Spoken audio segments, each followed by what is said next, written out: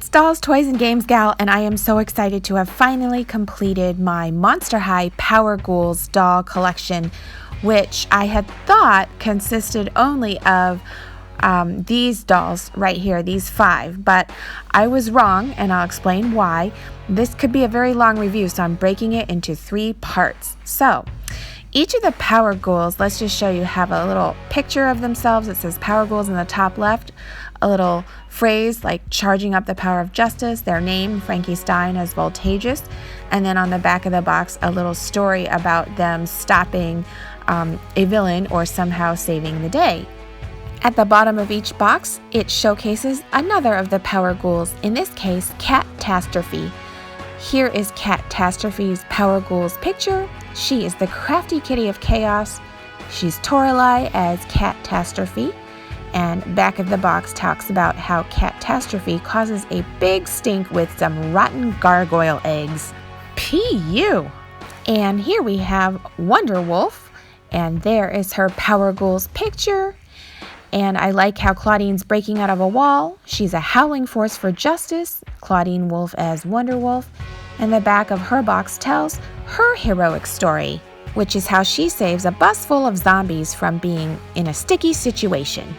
And here we have Spectra Vondergeist as Polter Ghoul, and she is the justice that goes bump in the night, Spectra Vondergeist as Polter Ghoul, and the back of her box tells how she foils Catastrophe's plot to turn the school's water supply into milk. I also have the 2013 San Diego Comic-Con exclusive Wydowna Spider as Webarella doll, and this box is just super stunning. The artwork just is so reminiscent of comic books. It's just amazing. Look at that. Isn't that just beautifully drawn? I think Webarella deserves her own review, so I'm going to save that for the next video. Okay, so I've unboxed the 4 Power Ghouls, and they each come with a doll stand. Remember those good old days when they came with doll stands? And a doll comb and a comic book telling their origin story. And from reading their origin stories, I was able to put them kind of in order. And also I learned that there is a Power Ghoul that I'm missing, and that's Ghoulia Yelps. Here I just want to show you that Frankie and Toralei's stands are a little different. They're the kind that the dolls kind of sit on. I don't know, it looks uncomfortable to my way of thinking. Anyway, let's just quickly go through each of these beautiful comic book origin stories. I think the art is amazing and the story is really cool too. And so here's how Claudine became Wonder Wolf.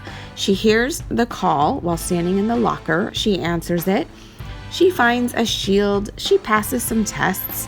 And then at the end, she is met by a mysterious shadowed figure who is speaking to her in zombie. Then we have Spectra, who everyone thinks is this silly gossip queen, but actually she's a member of an ancient society that guards this collar of chaos. Well, one day she turns her back and it's stolen. Look who steals it. Doesn't that look like Webarella? So she too receives powers and is met at the end by a mysteriously shadowed figure who speaks zombie to her.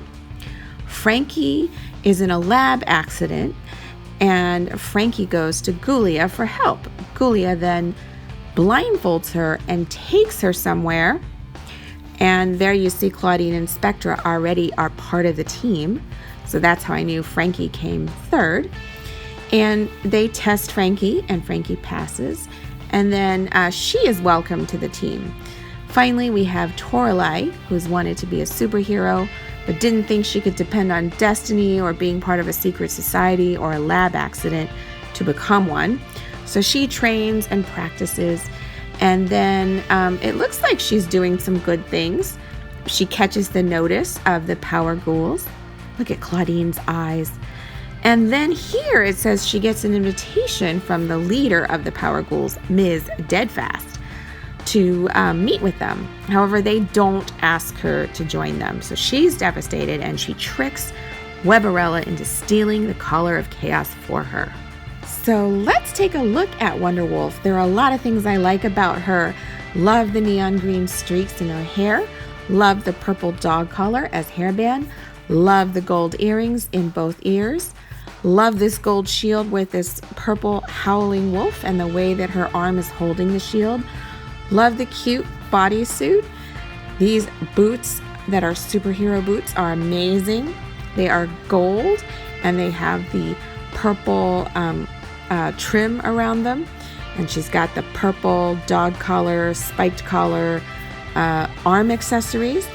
And turning her around, I actually noticed that her shorts have a really interesting pattern, almost reminding me of that comic book combat pattern, you know, where they go kapow or boom. Okay, so next up is Polter Ghoul, and this is my favorite Spectra Wundergeist ever. There are so many things I love about her. I love that chain headband she's wearing. I love the way that her mask looks spray painted on. I love those chains that are dangling from her arms that are kind of like part of her weapons. I love these really awesome silver superhero boots with the pink chains crisscrossing in front of them and the high pink heels. I like how she has a ball and a chain around her waist. And let's turn her around as well and show you what she looks like from behind. Okay, let's pull her hair up. Neat, isn't it? The way that those chains kind of attach to that necklace. Next up is the very awesome Frankenstein as Voltageous. So she's got lightning throughout her outfit. She's got lightning on her hairband and lightning in her earrings. And of course, she's got that amazing flared out lightning cape. And she's got this silver outfit with little themes of lightning and of course her Frankenstein stitches. Her boots have the lightning theme at the tops and also at the heels, and there are more Frankenstein stitches in the silver part. And here's a look at that flared out lightning bolt cape. Super cool, isn't it? And finally we have Toralei as Catastrophe. Just check out the detail on her mask. Another cool detail I want to show you is this piece of hair that is very, very hardened and gelled and folded across the top of her ponytail. And it's striped like a tiger tail, which I think is a really nice touch. She's wearing a bodysuit that has the suggestion of tiger stripes.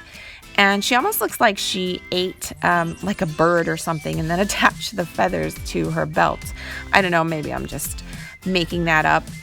And look at her very cool superhero or supervillain boots. They are red with the suggestion of the tiger stripes and the zipper across, or a zipper going up the side.